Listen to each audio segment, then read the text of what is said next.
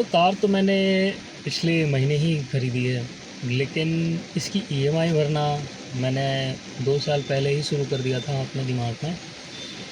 और दिन में ड्यूटी और रात को मैं लेटा होता था तो गाड़ियों के रिव्यू देखता था, कौन सी गाड़ी कैसी है, उसका इंजन कैसा है, उसका प्राइस कितना है, उस प्राइस में कौन कौन सी गाड़ी बजट में मिल सकती है ना। और यूट्यूब पे रिव्यू एकदम छान मारता था। और मैं जब मेरे दिमाग में आया कि मुझे गाड़ी ख़रीदनी है, स्पेशली जब भी कोई मिडिल क्लास फैमिली से या फिर जो मिडिल क्लास की जो बच्चे स्पेशली लड़के, उनका सपना होता है कि वो गाड़ी ख़रीदें, अपने पैसों से गाड़ी ख़रीदें, है ना। ऐसे ही जब मैंने सोचा था तो मैं रात दिन हमेशा रिव्यू देखता था, प्राइस देखता था, कार24, कार वाले, इधर उधर एकदम इस ख़्याल ने, इस सपने ने एकदम जीना हराम कर रखा था कि गाड़ी ख़रीदनी है। मैं पिछले कई सालों से सोच रहा था, लेकिन सोचते सोचते पिछले महीने ख़रीदी, है ना। और यूट्यूब पे वीडियो के टाइटल ऐसे होते थे कि क्या इस बजट में दूसरी गाड़ी मिल सकती है, लेते ही पहली सर्विस में ही इंजन गायब। ऐसा लगता था कि जैसे गाड़ी नहीं ली, मतलब जीवन की सबसे बड़ी गलती कर दी गाड़ी लेके, है ना। ऐसे टाइटल होते थे और देख के दिल घबरा जाता था कि कौन सी गाड़ी ख़रीदूँ। मेरा था कि टाटा की नेक्सॉन ख़रीदूँ। आजकल हर किसी को यही चाहिए होती है, ज़्यादातर मिडिल क्लास बजट में भी रहती है। एसयूवी है, सेफ्टी है, टाटा की है, बिल्ड क्वालिटी अच्छी है। और मैं पिछले 1 महीने से चला रहा हूँ तो मुझे तो मस्त गाड़ी लगती है ना। नमस्कार दोस्तों, आप देख रहे हैं चर्चा विद वाइफ। आज वाइफ तो नहीं है साथ में, वो कैमरे के सामने बहुत शाई हैं। कैमरे के पीछे तो मुझसे घंटों बहस कर सकती हैं, लेकिन जैसे ही कैमरे के सामने होता है तो कहती हैं कि नहीं मुझसे नहीं बोला जाएगा, मैं क्या बोलूँगी, है ना। और जैसे ही मेरी वीडियो ख़त्म होती है रिकॉर्ड करने की, तो उनके पॉइंट्स आने शुरू हो जाते हैं कि अरे तुमने ये क्यों नहीं बोला, अरे तुमने ये पॉइंट क्यों नहीं डिस्कस किया, और तुमने मेरा क्रेडिट खुद क्यों ले लिया, है ना। तुम्हें ऐसे बोलना चाहिए था, है ना, तुम्हें ये बातें और कहनी चाहिए थी। खैर, वाइफ हैं, उनका हक है ना। अब वाइफ के आगे किसकी ही चलती है ना, किसी की नहीं चलती। तो मैं पहले सोचता था कि मैं सेकेंड हैंड गाड़ी ले लूँ, मुझे चलानी भी नहीं आती। मुझे बाइक मिली थी जब मैं 12 में था। पापा ने बोला था कि 80% नंबर से ऊपर आएंगे तो तुम्हें बाइक लेके देंगे, लेकिन एक शर्त है, लेकिन बाइक का तेल तुम्हें खुद ही डलना पड़ेगा, तेल के पैसे नहीं देंगे, बाइक तो हम दिला देंगे। तो वहीं 12वीं के बाद मैंने ट्यूशन कोचिंग बच्चों को पढ़ाना शुरू किया। दिन में कॉलेज करता था, सुबह ट्यूशन जाता था, फिर कॉलेज जाता था, फिर कॉलेज से आके तुरंत बच्चों को पढ़ाने लगता था। 4 घंटे करीब अलग अलग बच्चों को, कई सारे बच्चों को कोचिंग देता था, जिससे मेरा पर्सनल खर्च और मेरी बाइक का खर्च आराम से निकल आता था।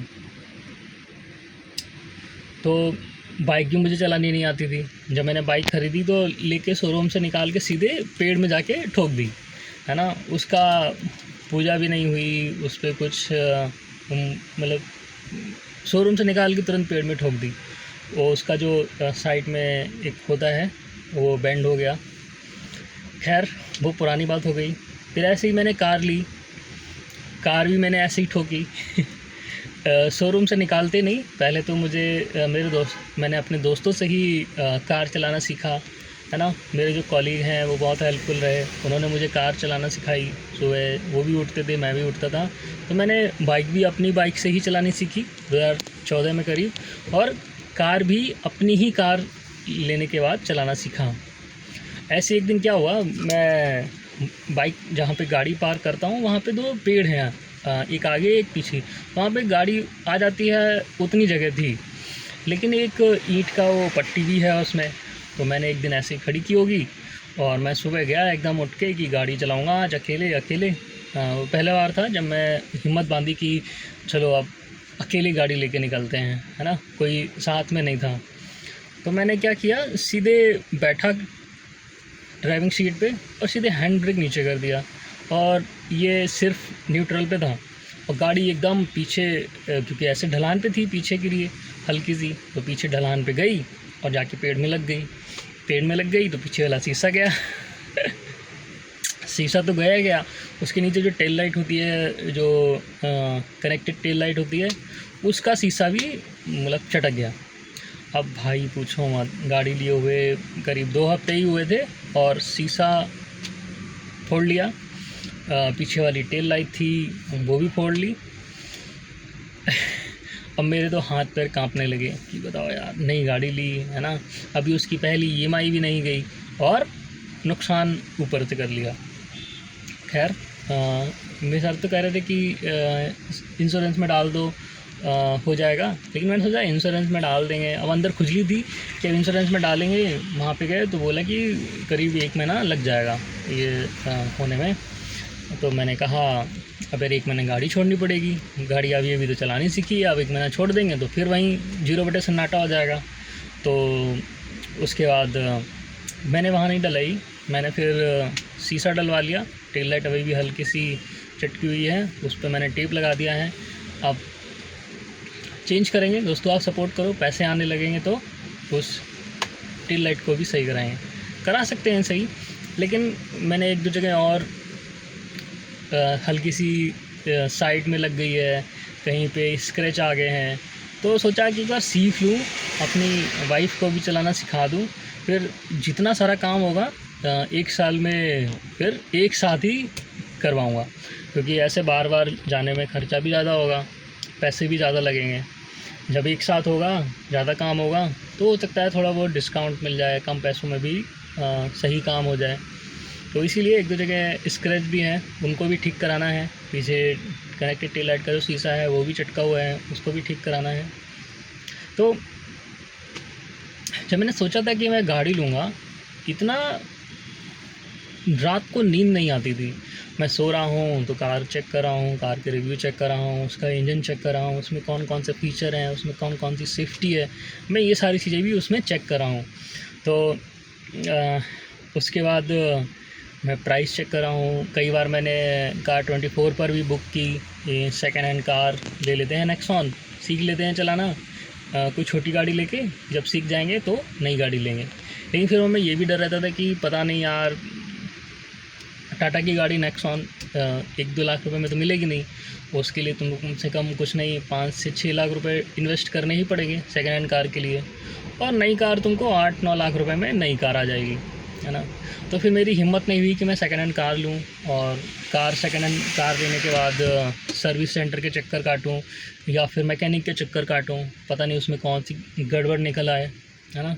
तो आगे का सारा गाड़ी सीखना और चलाना तो दूर की बात है, मैं कितना सीखूं, बस घर से मैकेनिक, मैकेनिक से घर से मैकेनिक। तो इस डर से मैंने सेकेंड हैंड कार नहीं ली।